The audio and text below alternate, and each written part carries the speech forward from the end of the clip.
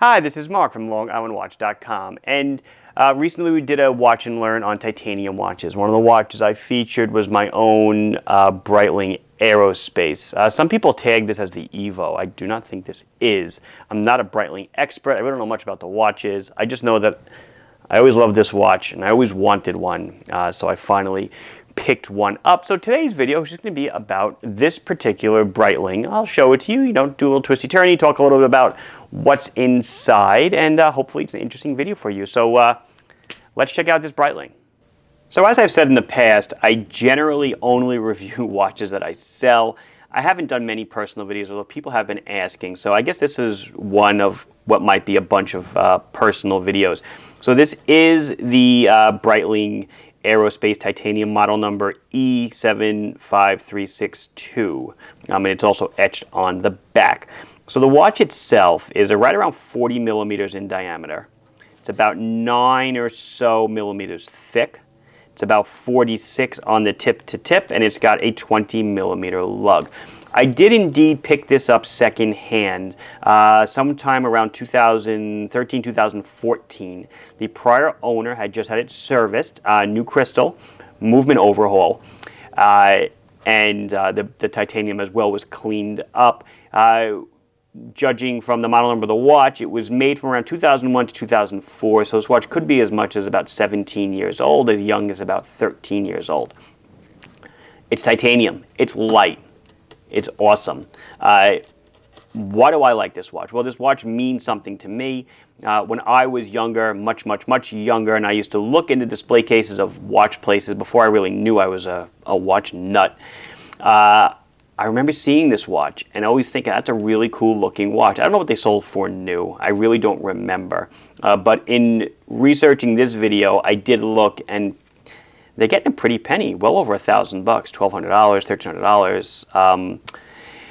I paid, I don't remember for it used. I think it was around $800. I'm not quite sure, but definitely a bargain. And if it's something you want, doesn't matter what the price is. Well, I mean, it does up to a point, right? But I really wanted this. It meant something to me. Every time I look at it, I think of, just memories of trying to get a watch like this or being interested in a watch like this. So I gave you the size. It does have a bidirectional rotating bezel.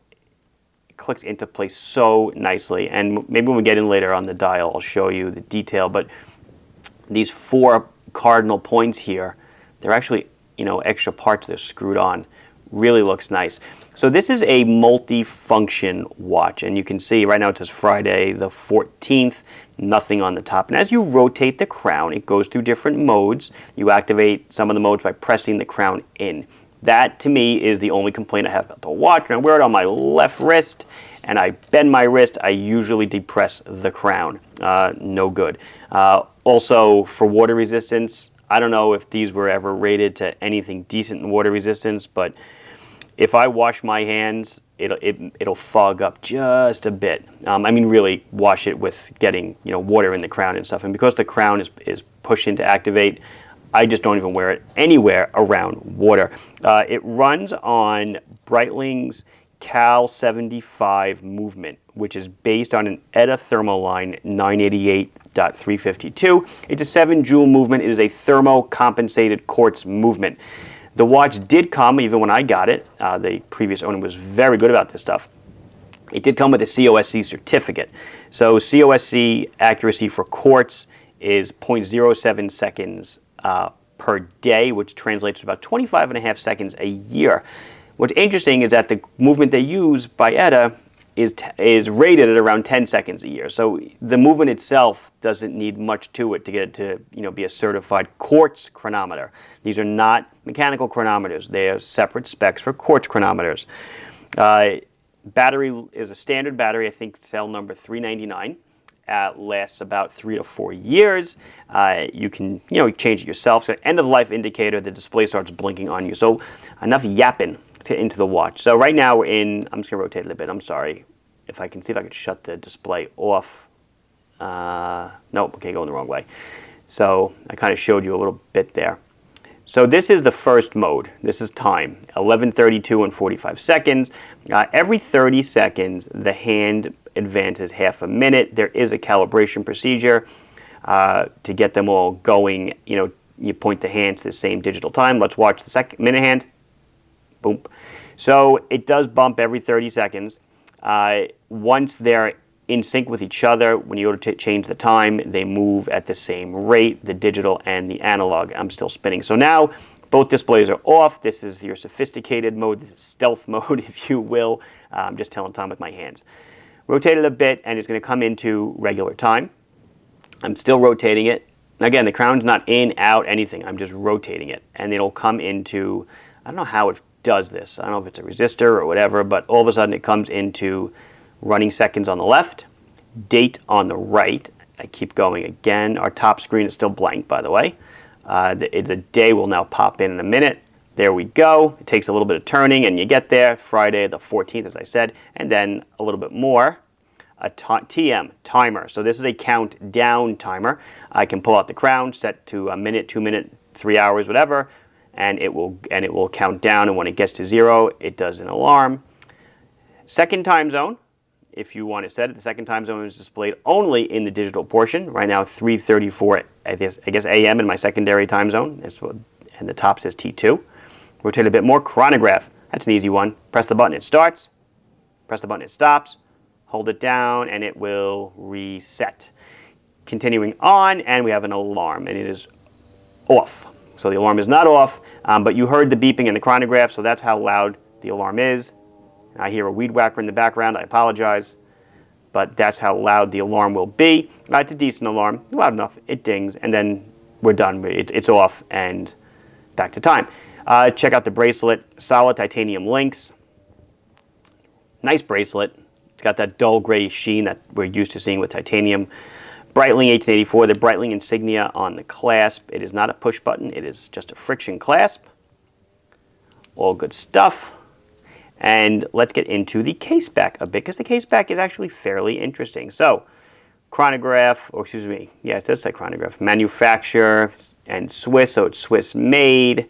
It's 100 meters water resistant. This one I don't think is.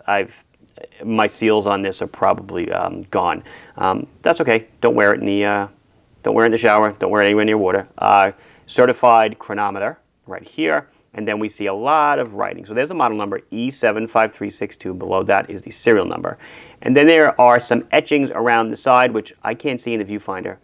Kind of, but you can probably see them on camera. And they are pilots' conversions, if you will. I don't know what's there. I see something with pressure, I think I see miles and kilometers, fuel stuff. I don't know. Just stuff that you would use to make conversions. I cannot, never imagine a pilot taking off his watch, flipping over in the cockpit, and trying to read these numbers. But I guess it's cool. As you can see, the bracelet, everything is marked very nicely. Replacement parts. All these numbers mean something, which is pretty nifty. Let's zoom in on the dial and check it out.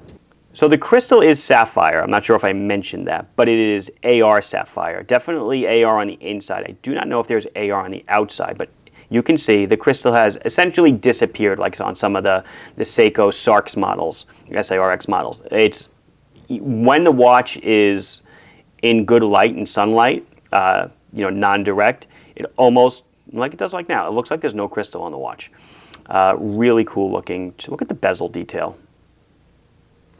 Real screws holding the bezel in, and then, like I said, these little nibs, I believe, are separate pieces for the 0, 15, 30, 45 markings for the timing bezel. Bidirectional, like I said, it clicks into place nicely, even after all these years. And you can see Breitling Aerospace chronometer, again, their logo. There is a little bit of Lume, so let's check it out. So there is the Lume. Extremely easy to read. Again, Super Luminova or whatever they use does not really have a life or a shelf life, so it still looks great. Check out the registration pip at the top, the numbers, the hands, everything. There is no backlight on the screen. I'm not sure if they make a version that does, but this one does not have it. Now, like I said in the beginning, there is a model called the Evo, or I don't know if it's Evolution or whatever it is. It's the Aerospace EVO. It is larger, 42, 43 millimeters in diameter. That is not this model. That is a much newer model. When I was looking for this model, I came across that model often. And I said, that's not the one I want. I want the old original one. I do not know if they make the 40 millimeter version anymore. Again, I don't know much about Breitling. This is the only Breitling I own, and judging by their designs, probably the only Breitling I will ever own, because I'm really not a fan of the brand. Again, this piece just speaks to me. Anyway, this has been Mark from LongIslandWatch.com showing you a piece of my personal collection, the Breitling Aerospace. Please like this video if you enjoyed it. Please subscribe to the channel if you have not done so. And if you have any questions or comments, put them down below, and I'll be sure to address them as soon as I can. Thank you for watching. Bye-bye.